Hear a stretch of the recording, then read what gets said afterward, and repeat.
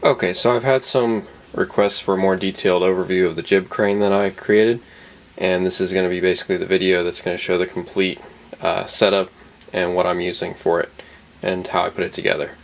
So we're going to go ahead and start with the bottom. What I'm using for support is just this right here.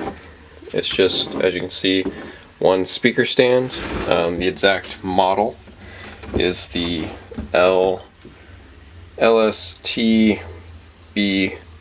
T2 BK speaker stand, and that's pretty cheap. It was like $25, and it's a Proline speaker stand. So there's that. And then for the top portion that's holding it on, I'm using this right here. This plastic piece is just a top cap for the speaker stand. It's a follow spot. It's actually like a light adapter, so you can bolt a follow spot light to the top of your speaker stand, but instead I've taken it and modified it a little bit to actually mount this metal plate to. So I've just used the existing bolt plates with the holes, and then I've attached to the top of that these two pieces of aluminum, which I left a hole in the middle so that this center bolt could come up through it. This is just a pillow bearing or a mounted bearing, and that's what I'm using as my center bearing for the entire rig. So it rotates on this one bearing right here, and it's pretty smooth because of that nice bearing that it's gotten there. And that bearing was only $11, so that was pretty cheap. The speaker stand was about $25, and then this adapter was another $10. So it's still not too expensive. I have then the wing nut on top of here, and then two washers. One goes on the top, one goes on the bottom of the mount that I'm using for the actual jib arm.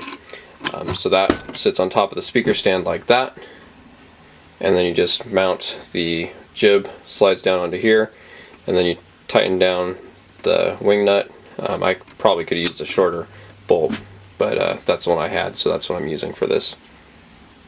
So now we've moved on to the actual jib portion of our rig, and this is going to be the mounting hole right here. This is where that bearing comes through with that bolt, and then we tighten it down with the wing nut. So this is the actual hole that it mounts to. And so this piece is made up of one piece of plate aluminum, and if we go ahead and grab our tape measure over here, we can see that the overall width of this rig is just about a little over 12 inches on the outside. This piece of aluminum right here is only about 9 inches long, so the width of this bracket is going to be 9 inches, and that's the inside diameter there. And then so you have that center piece of aluminum right here, and then you have two pieces of rectangular aluminum tubing. This is going to be 1.5 inches by, I believe it's 1/2 inch, and so you're going to have two of these pieces. They're 4 inches long, and you're basically going to use those on top of your aluminum midpoint. The only reason I'm using these is because I didn't want to have to weld anything, and this allowed me to do this design without welding. So those pieces are holding up the actual side plates, and these side plates are again just pieces of aluminum. These ones are about I think this is 1/4 of an inch thick, and then you basically have that with the bolt mounting it to the outside edge rail. And so this is held together with, got two bolts here, two bolts through the top. These ones just go down to hold this plate on right here, and the side ones come out to hold on this mounting bracket right here. And I cut all these out of aluminum. And so now for how this attaches to the actual side rails, there's going to be bearings which are down in there, and there's one on the outside as well, if you can see that. And so those bearings allow this piece to rotate freely on the middle point, so that can swing back and forth nice and free.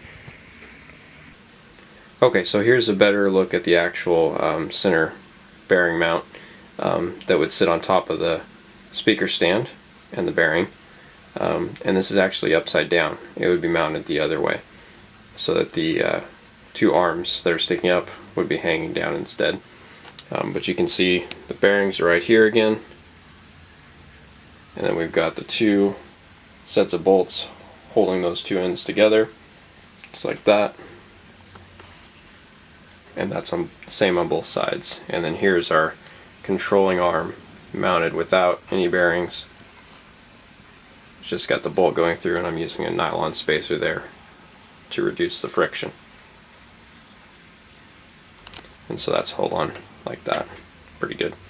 If I was going to change something, instead of using this single piece of aluminum, I would really suggest using either a thicker piece or using a piece that was square tube, because this piece, the problem is it can flex a little bit, as you can see, and when you get the flex like that, the camera can move a little bit, and so that's a little jiggly under fast motions. It's not too noticeable, but it does create kind of a problem that I would have changed.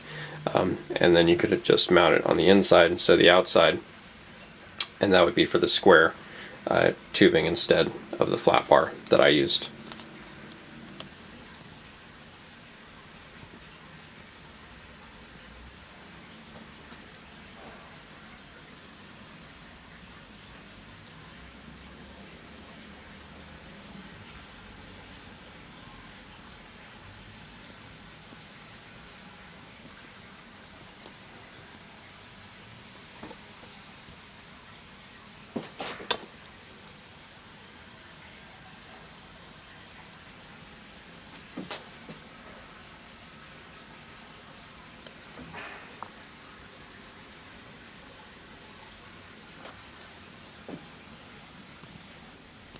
Okay, so we just talked about the mount that we're using for the centerpiece here, and as you can see, this rotates back and forth pretty freely. What we have is a skate bearing in both places here, and so we have one skate bearing over here in between those two, and then we have another set of skate bearings on the outside here. And the skate bearings work quite well for this because they hold into place, and they also support the weight of the entire rig right there. So that's 4 skate bearings holding that together to support the weight. And then also what's going on is we have center bolt here through, which is holding the skate bearings together pinched on this bar. And I think I might have said that this was 1/2 inch, but this is actually, the rectangular tubing is actually 1 inch by 2 inch tubing, and that's probably overkill. I went with that just because it seemed like it would be a strong option, but in reality you could probably go with something a little bit smaller, and it's still 1/8 of an inch thick, but there you can see it's 1 inch, 1 inch by, I think around 1 inch by 2 inch. Yeah, it's 1 inch by 2 inch right there. And then for the skate bearings, what I did to hold those in was I just drilled halfway into the square tubing, or the rectangular tubing, and so that drilled halfway in, and so it's pinching it together, and it won't allow the bearing to slip up or down. That makes it so that the bearing can still rotate freely right here, which is what you want, but it's also held nice and tightly in place by this bolt going through the middle. Okay, so now we're up here at the other end, and as you can see for the other end, we have basically a bracket that I made out of aluminum flat angle, and so you have that, just a straight piece and a bolt holding it together, and then another straight piece on the bottom, and then I have my center hole right here, which is where the actual camera mounts via the tripod head, so that gets screwed onto there. And then we have the bearings here again, you can see a little bit better. So these are the bearings, and it rotates freely on those. And then this is actually attached to the other end by this one single piece of flat aluminum bar right here.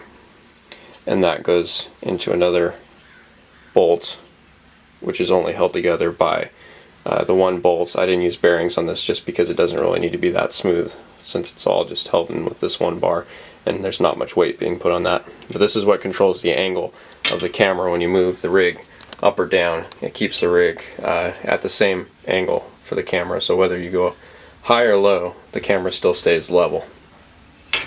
And now we're going over the cross beams that I have. There are three of these cross beams, and basically what they are is they're just another piece of the rectangular aluminum tubing, and then that's held in. This is just threaded rod going all the way through. Has to be long enough to come out at least a ½ inch on each end, so you can put a locking nut on there, and that'll lock down, and those are pretty tight. I've got 2 of them just to keep it tight on the top and the bottom there. So this bar is pinched together.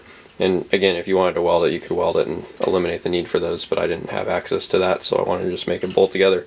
So that can be just bolted together right there in those places. Okay, and this is the opposite end of the rig. So the camera goes on the other end, and this is the end that'll be holding your counterweights.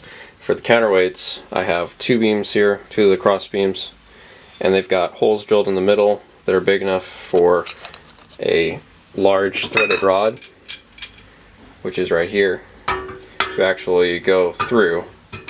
So they're big enough to have that threaded rod go through. The threaded rod comes through down from this end, and it slides in, and then you just lock it in with a nut on each end, and then you'll be able to put your weights on this rod, and that'll be the counterbalance. It's nice because you can adjust the weight positioning depending on where you have the bolts threaded onto the rod. So if you need more weight, you move them out to the end. If you need less weight, then you move them in from the end, and it's really nice and easy to balance without changing much. For the weights, I'm just using these weights, which I got from a sporting goods store. They're relatively cheap. It was only about I think $7 or $8.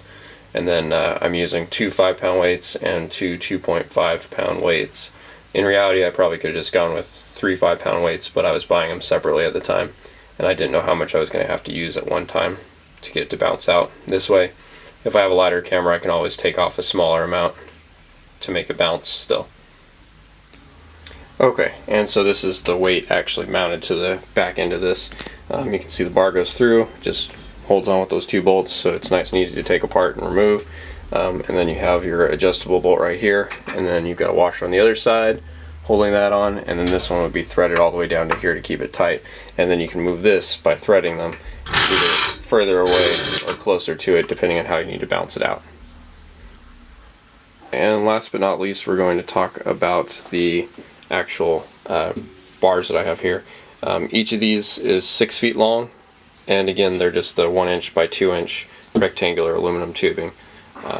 I would again suggest using something a little bit smaller than 1 inch by 2 inch, because it is relatively heavy as an overall rig, but it's definitely the strongest option for the rig, especially if you're going to be drilling for these bearing holes to go in here. So it is nice to have something that's thick and strong.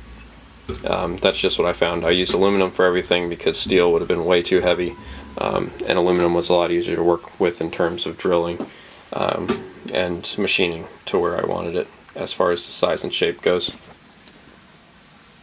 That's, I hope, a little bit more detail than the previous video, and if you guys have any questions, feel free to ask on the comments section.